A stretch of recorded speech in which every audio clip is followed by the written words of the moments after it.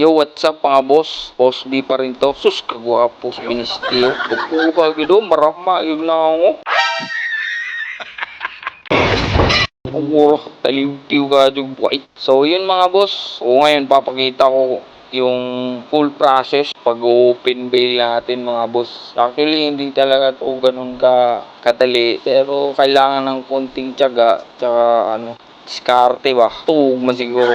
Diskarte yung kailangan mga boss. Hindi yung diploma. So ngayon mga boss, pagkabukas ng bail namin or ako, sino man yung pinayupak na yan, i-steam namin yan mga boss. Pagkatapos i-steam, i-dimes namin. So dito sa pag-i-steam namin mga boss, medyo maingat lang kami kasi mainit kasi itong steamer. Kasi nagbubuga yan ng mainit na usok. Steam ba? Alam mo ba yung steam? Yun yung tangkay.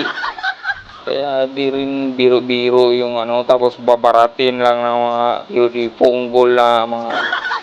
Pero lag na lag natin yung mga buyer natin yan. Mga friendship natin yan. Ito mga boss, kailangan talaga ng tiyaga-tiyaga lang talaga. Yun mga boss, gusto mo na ito, mga ganito, mga ganitong brand, mga ganitong size.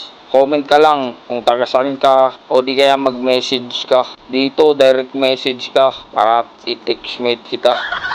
Direct message ka lang. Tapos, send mo yung size mo. Tsaka yung brand na hanap mo. O di kaya size. Send ko sa'yo lahat ng pictures.